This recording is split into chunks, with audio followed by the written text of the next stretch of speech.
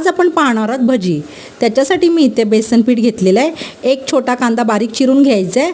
आपल्याला खेकडा भजी नाही करायची आहे, अशी गोल भजी करायची आपल्याला. कांद्याची जी छोटी छोटी गोल भजी असते ती करायची आहे. कोथिंबीर टाकली आहे, हिरवी मिरची बारीक चिरून टाकायची आहे, थोडीशी चिमूटभर हळद टाकलेली आहे,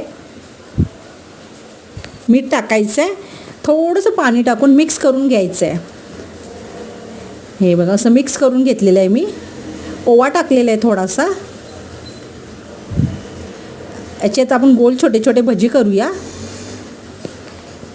हे बघा अशा प्रकारे मी भजी सोडलेले आहेत तेलात. तेल चांगलं गरम करून घ्या आणि आपण भजी काढूया.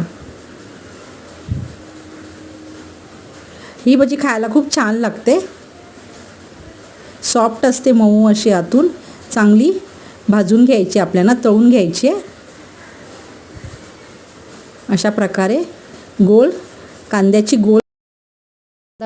कांद्याचे छोटे गोल भजी तयार केलेले आहेत.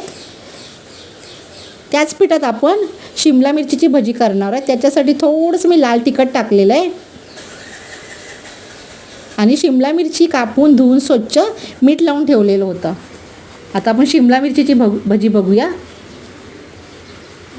मी बघा शिमला मिरचीची भजी खायला खूप छान लागते, टेस्ट लागते. शिमला मिरची जास्त असं कोणी खात नाही, भजी करून खाल्ले तर खूप छान लागते भजी याची. तुम्ही करून बघा एकदा, खूप छान लागते.